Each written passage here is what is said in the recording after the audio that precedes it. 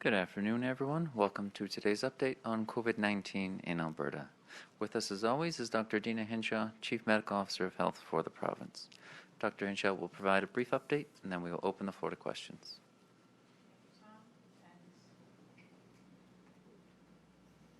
Thank you, Tom, and good afternoon, everyone. Before I begin today, I have 2 points I want to clarify. First, we have received questions from some Albertans who received their COVID-19 vaccine outside of the province and are wondering how they can update their online health records to reflect their recent immunization. No matter where you receive your vaccine, you should receive an immunization record that confirms which vaccine you were given and when. If you received a first dose elsewhere, bring that immunization record with you to your second dose appointment, and that first dose information will be entered into your health records. More information will be available soon about when second dose appointments can be booked for all Albertans, whether they received their first dose in or outside of the province. Second, I have heard a lot of questions about the new requirement for a medical exemption letter for those who have a clinical condition that makes them unable to wear a mask. Some of these questions have been about those who were unable to put on their mask or take it off by themselves. This remains a valid exemption in the order that does not need a medical letter. For other clinical conditions, it is important to know that people who have a condition on the list in the order do not automatically qualify for a masking exemption. Not all individuals with, for example, developmental disorders or anxiety experience difficulties when wearing a mask. Some do, which is why the conversation with that person's healthcare provider is so important. Wearing a mask consistently is an important way to protect ourselves and others, as we still have high case rates. Weighing the risks of not wearing a mask with any difficulties people might have when wearing one is an important part of the process and part of the reason for the new requirement. I hope this clarifies this question. Turning to today's numbers. Over the last 24 hours, we have identified 812 new cases of COVID-19 and completed about 9,000 tests. Our positivity rate was about 9.3%. There are now 665 people in hospital being treated for COVID-19, including 177 in the ICU. Sadly, 4 new deaths were reported to Alberta Health in the last 24 hours. I extend my sympathies to all who are experiencing loss at this time, whether from COVID-19 or any other cause. To make these losses less and less likely, vaccines are our best defense. The response from Albertans to get their COVID-19 vaccine has been incredibly encouraging. We have now administered more than 2.3 million doses of COVID-19 vaccine. With almost 51% of Albertans 12 and older now protected with at least 1 dose, we are making real progress. We know that vaccines save lives, and they significantly reduce the likelihood of infection. We also know there is good short-term protection in those who have received just 1 dose of a 2-dose series. I know that many people are looking for a plan outlining when we will ease restrictions as vaccine coverage increases in the population. Work is underway on this, and I expect more details will be released in the next week or so. However, recognizing the growing proportion of Albertans who are immunized, we are making a change to the quarantine period in Alberta that aligns with changes some other provinces have made, such as Ontario and Manitoba. While vaccines don't erase all possibility of infection, the data shows the vaccine reduces the amount of virus in the person's body, even if someone does get infected, which further reduces the risk of transmission. This is good news. Effective today, we are making 2 changes to our quarantine requirements. One for close contacts who are fully vaccinated with 2 doses of vaccine, and one for close contacts who have only 1 dose. Currently, Albertans are legally required to quarantine for 14 days when they are a close contact of a COVID-19 case. Beginning today, fully vaccinated individuals who have had their second dose of vaccine at least 2 weeks prior will no longer have to quarantine at all if they are exposed to a confirmed positive case. This is only as long as they have no symptoms at any point.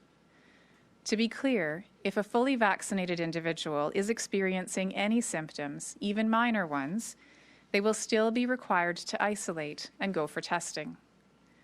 If they then test negative, they would not be required to quarantine further. If they test positive, they must follow the protocol and isolate for 10 days from when their symptoms started. This is for any close contacts who have received both doses of a vaccine. For those who have received only one dose of a vaccine, these individuals will now have a shortened quarantine period if they are a close contact of a confirmed case. The quarantine period for these people with one dose of vaccine is being shortened from 14 days to 10 for close contacts who have no symptoms.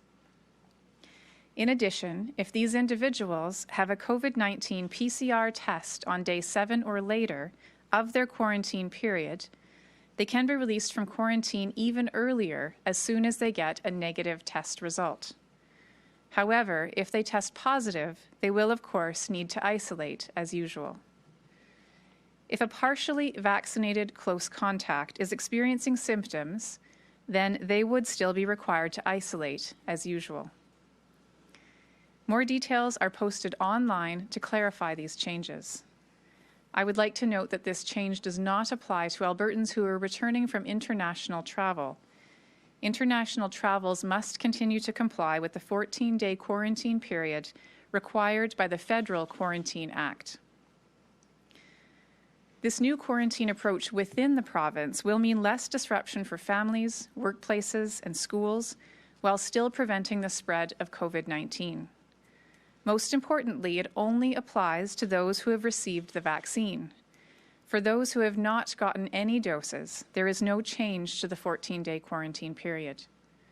Regardless of whether someone has had 1, 2, or no doses, all of the other restrictions in place still apply. I want to end today with a request to every Albertan. We are heading into the first long weekend of spring, and I know many people are excited to get out and enjoy it, especially after a cold and rainy week. However, our active case numbers and hospitalizations remain very high. We are gaining momentum, but it is fragile, and we cannot afford to take this weekend off from following the rules. That's why I am asking every Albertan to have fun and stay safe this weekend. Please follow the rules, avoid in-person interactions with people outside your household, especially indoors, and avoid non-essential travel wherever possible. The weather is warming up, the sun is shining, and summer is just around the corner. If we all stay vigilant and do our part just one more time, this might be the last long weekend when such sacrifices are necessary. So make this the safest May long weekend ever. Get vaccinated, stay safe, and please keep following the rules. Thank you, and I'm happy to take questions. All right, we'll go to the phone now. We have a very full queue, but we will try and get through as many as possible. Operator, could you put through our first caller, please? Kevin Minnick, CTV. Hi, Dr. Hinshaw. Do you think a paid sick leave policy in Alberta would have saved lives during this pandemic? It's certainly clear that when individuals are able to take time off work and not show up to work when sick, that is a helpful way of preventing spread. It's also really important to note that part of the policies that were introduced in December with respect to providing cost-free isolation and quarantine accommodations in hotels, as well as a payment that was prorated to the number of individuals in a household when it was the primary earner who needed to quarantine or isolate, that those policies do help to support individuals who are needing to make decisions on the basis of perhaps not a high income. So I think there are a suite of possible options, but it is certainly clear that as people are supported to be able to stay home when sick, as again, some of these policies have been put in place to do so, that this does help us to control spread. Kevin, is there a follow-up question? Yeah, Dr. Hinshaw, have you ever advocated to either the Premier or the Health Minister for the importance of a paid sick leave policy for Albertans? I certainly have had discussions about the importance of ensuring people are able to take time off, but as I mentioned, the specific policy instruments to be able to do that, there are many ways of accomplishing that goal, and so again, the principle is important, and then the policy levers to accomplish that goal are diverse. Operator, could you put through the next caller, please? James Keller, Globe and Mail. Hi, Dr. Hinshaw. I've got a question about vaccine hesitancy. We've seen through public opinion surveys the percentage of people who are either unwilling or unsure of getting the COVID vaccine dropped from like 45% in January to 17% today. It's quite the drop. Do you have any theories as to what is driving that change in public opinion, and what more do you have planned to increase people's willingness to get the vaccine even further? I think in January, as we were just beginning our vaccine campaign, the fact that the vaccines we were using were relatively new technology, although, of course, the technology that supported these particular COVID-19 vaccines has been in trials and in development for decades. So there are years and years of research behind these to ensure safety. But I think that some people wanted to wait and see. And we've now had millions and millions of doses of these vaccines administered around the world with very close tracking of any kind of safety signals. And we've seen that the vaccines that we currently have available to us are safe and highly effective. And I think that as people have been able to see those around them receive vaccines and see the benefit and see the reduction of deaths that we've had over the past several months, see the reduction in hospitalizations in those age groups that are highly immunized, it's very clear that vaccines provide a great deal of benefit. And again, we've had the opportunity over the past many months to be able to show Albertans how seriously we're taking safety, to be transparent when we've identified anything that flags as a safety signal, as we have with the low chance of the vaccine-induced blood clotting, and to make sure that Albertans know that we're not taking any of this for granted and we're being transparent about our data. James, is there a follow-up question? Yeah, a follow-up actually on a different topic. I just wanted a quick question about the Stampede. I know there's been a lot of focus on that lately. Just given the current COVID situation in Alberta, and with the Stampede just 7 weeks away, what is the prospect of actually having an event like that, like a normal Stampede, something with tens of thousands of people on the grounds at a single large event? Is that realistic, given the timeline here? We've seen around the world, as countries have achieved high levels of vaccine protection, that they have been able to open up events, and even events that have larger gatherings, when that level of vaccine protection is in the population to prevent transmission and surges of particularly hospitalizations or ICU admissions. So again, I think with the supply that we anticipate coming over the next several weeks, and the excellent uptake and demand for vaccine that we've seen in Albertans who want to be able to get to a summer where we don't need these restrictions anymore and vaccines can take the place of the public health measures, we have that opportunity, and it really is up to all of us to reduce our numbers as much as possible right now. So we're starting with a low baseline to minimize that risk of hospitalization and ICU impact, and also to band together to reach the higher levels of immunization that can protect the community and enable those kinds of gatherings this summer. Operator, could you put through the next caller, please? Jason Herring, Post Media. Hi there. There's been some concerns, particularly in Ontario, of AstraZeneca doses going unused and expiring. I'm wondering what our stock of AstraZeneca is and what our plans for it are, including second doses for folks who had AstraZeneca. So we have approximately 7,000 doses of AstraZeneca vaccine available in the province. And it's my understanding that the expiry isn't until late June, so we do have some time. We know from the studies that have been done that the benefit of that second dose increases with a longer interval. And so having say a 12-week interval between the first and second dose provides the best chance of the maximum immune protection that can be longer lasting and provide a higher level of protection. And the individuals who started to receive AstraZeneca product in Alberta in early March would be reaching that 12-week point in early June. And so we do have a little bit of time to be able to watch and wait for the UK data on the impact of using different types of vaccine for first dose and boosters, so that we're able to offer Albertans who did have a first dose of AstraZeneca the most accurate and up-to-date information, so they're able to make decisions about which second dose they might wish to take, and ensure that the product that we have we can use for second doses at that recommended interval of 12 or more weeks to get the best overall immune protection. Jason, is there a follow-up question? After hitting some record days for immunizations last week, it seems like Alberta's pace has slowed down a little in the last few days. We had about 27 shots reported each day from Monday to Wednesday, and then today we rebounded a bit with about 40,000. Wondering why we might be seeing a little bit of a slowdown in immunizations early this week. As you may know, earlier this week, we just learned that Pfizer has done the research and validation necessary to be able to ensure that their vaccine can stay stable in a refrigerated environment for up to 30 days. And prior to that, when Pfizer vaccine came into the province, when it was distributed out to pharmacies, they would have to use it within 5 days of receipt.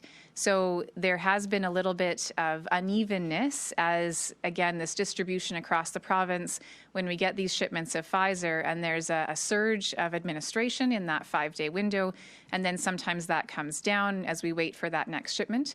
And so I anticipate over the coming weeks, as we are able to take advantage of that longer stability period, that we will have more opportunities to be able to even out and provide those high levels of doses going forward with a little less impact of the shipping schedules.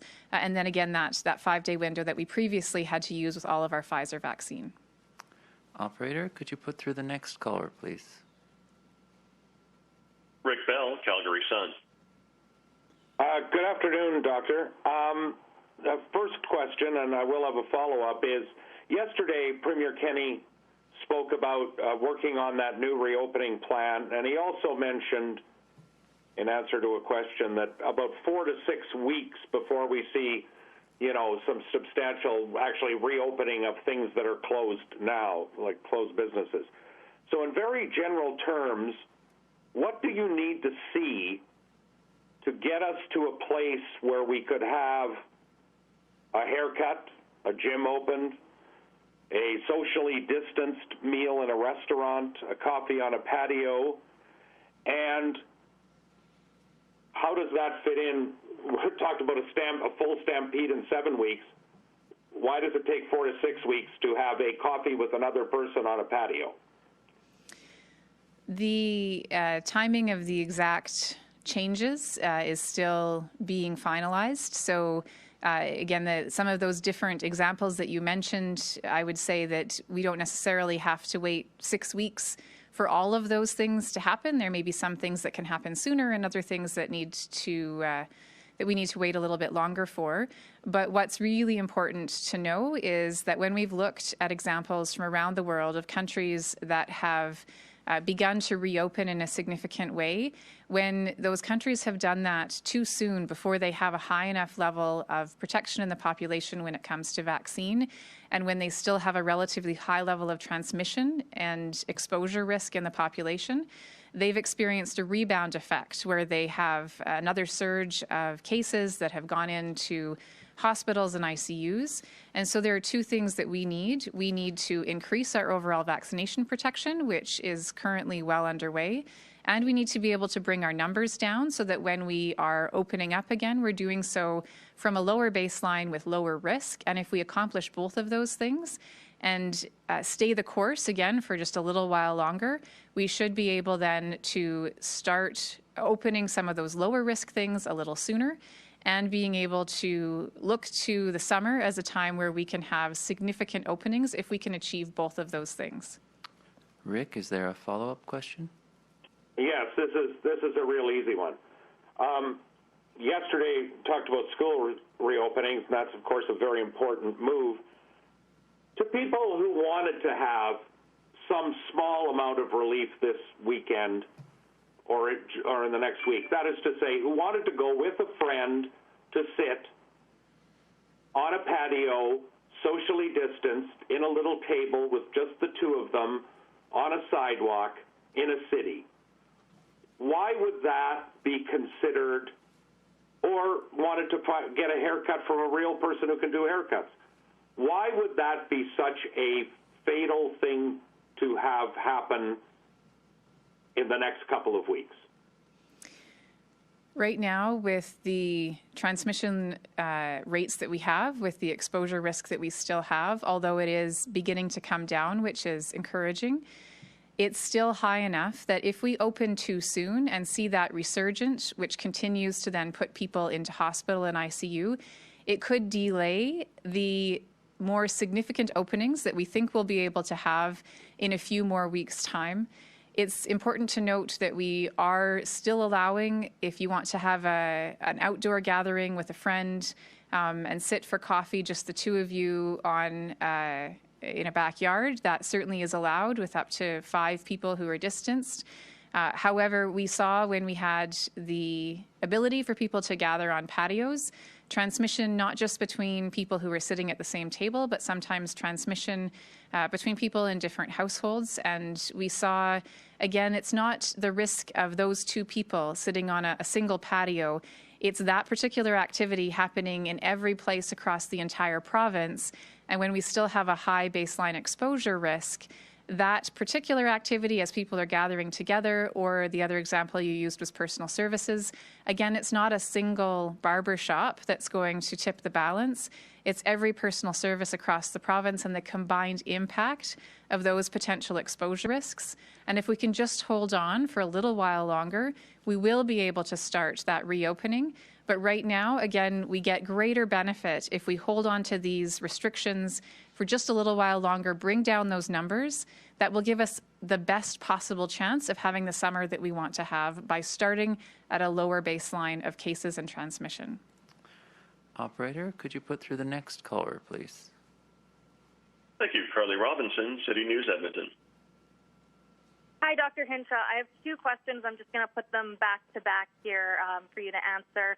Yesterday, AHS tweeted they're aware of someone claiming to book multiple vaccine appointments to try and waste dosage. I was just hoping to get your perspective on this. And the second part of the question, is there any update on movement towards a centralized booking system for pharmacies to take some of this pressure off and prevent this type of abuse of the system? Thanks for the question. On the first, I had heard that report, that tweet had gone out. I'm not familiar with the specifics.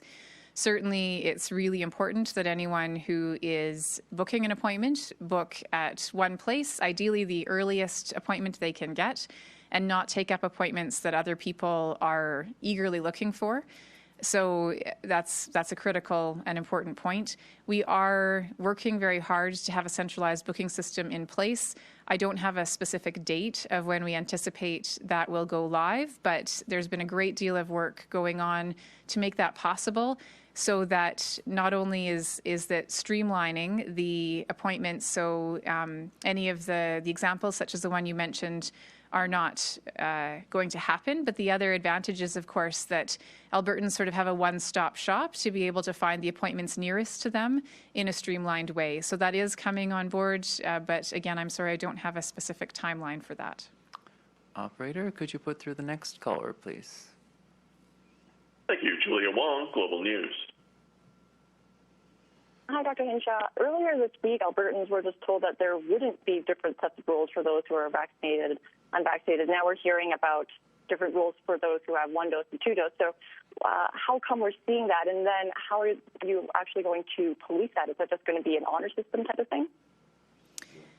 When we talked about being able to have different sets of rules for those who were or weren't vaccinated, often we were getting questions about can people who are fully vaccinated gather with others in a social setting, or can people who aren't vaccinated stop wearing masks? So those are the kinds of examples where we are not going to have individual policies that are different for some who are or some who aren't vaccinated, because those kinds of things, again, would require a kind of vaccine passport that would need to be shown to multiple different groups to verify that those individuals indeed were vaccinated.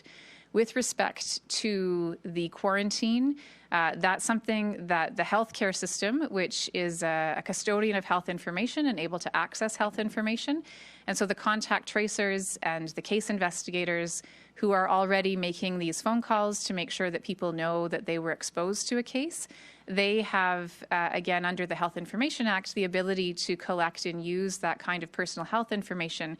So that's why this is different from some of those other types of policies where any changes to those would need to be made based on overall population immunization level. And so when it comes to the follow-up of close contacts in terms of ensuring that people have actually received their doses, people will need to be able to share with that close contact, with the contact tracer, they'll need to share with the contact tracer the type of vaccine they had, the date that they got it, so that contact tracer can verify the time period between the dose that they received and when the exposure happened, and verify that, again, they meet the criteria where they have to have received, again, whether it's the first or second dose, at least 14 days before the exposure happened for those doses to be considered protective. So there will be that verification that happens at that point of time when the contact tracer is having the conversation with the person who's been exposed. Julia, is there a follow-up question? Yes, on a slightly different topic about the May long weekend. What is your advice for Albertans about whether they should be traveling this long weekend? What activities are safe for people to do? And more importantly, how pivotal could this long weekend be to determining what we see with our third wave? So whether we see another surge or whether cases continue to decline. So we know that Albertans are always keen to get out on the May long weekend as the first weekend of summer. What's really critical is that Albertans consider if they are able to do the activities they love as close to home as possible. That's the preferred option. If there's something, for example, like camping, it should be done only with people in the same household, so not camping with multiple people who don't live together, all then staying together for the weekend. That is absolutely problematic and potential for spread. And if people are, again, choosing to go camping or do some activity like that, making sure that they're preparing in advance, buying their groceries close to home in the places that they normally are, minimizing contact with others. And if we're able to do those kinds of things this weekend, it gives us the best possible chance at being able to hit those targets that we're working on finalizing in terms of reaching the lower case counts and the higher vaccination rate, to be able to have a wider opening so that when we get to the July long weekend, hopefully we will not be needing to have this kind of significant restriction on Albertans, and we can all enjoy the kinds of activities that we have been missing over the past year. Operator, could you put through our final caller, please? Julie Deviljack, CBC. Hi, Dr. Hinshaw. My first question is, Callaway Park said earlier this week it has a public health order exemption to open this weekend, but they decided to instead open on June 5th. How can this exemption be given when we still can't gather more than 5 people outdoors? I'm not aware of an exemption that's been provided to Callaway Park, so I can take that away and we can look into it, but I have not signed an exemption. So again, I think it's important that all Albertans are following the current rules, and again, that's not an exemption that I've granted. Is there a follow-up question? Yeah, I'm curious about pregnancy and second doses and hoping that you can clarify. Obviously, pregnancy is a limited time period, and I've had one person tell me they were able to receive their second dose 4 weeks after their first from a pharmacy prior to giving birth and was told that this was at the direction of AHS to do so. Is this accurate? Can pregnant women book a second dose 4 weeks after their first if it falls within their pregnancy? I'm not aware why Alberta Health Services would be providing direction to pharmacies. And right now, in terms of that shortened dose interval, we are offering that second dose within the 4-week time period to those who have a profoundly immune-compromising condition. Pregnancy isn't currently on that list, and I do know that there are many people who are keen to get that second dose as soon as possible. We are again weighing out the benefits and risks, because while an individual does get a boost of immunity from the second dose, there's recent evidence out of the UK that shows that when you have a longer interval between the first and second dose, the overall boost to immunity is much greater when there is that longer time period. Recognizing that that may not be relevant for somebody who is pregnant, again with that short period of time during which that condition applies. It's also important to know that a person who receives the vaccine has that protection, and they also protect others around them. So the more that we're able to use our current supply of vaccine to broaden protection in the population, that does protect individuals, for example, who are pregnant, who have an immune-compromising condition, or have some other condition that puts them at risk. And so there's, again, a balance of different benefits here, but we are really focused on providing that first dose protection to as many people as possible, and anticipate we will be able to start offering second doses at some point in June as we have sufficient supply and we're able to move on to that opportunity. So I would just ask for those who are looking for that second dose to keep an eye open for when we're able to start offering it. And AHS and pharmacies will actually begin calling people who are eligible based on when they got their first dose as soon as that particular phase begins. Julie, we will investigate the issue of the exemption and get back to you offline. Thank you all for joining us. Dr. Hinshaw will provide another update early next week. Have a safe long weekend.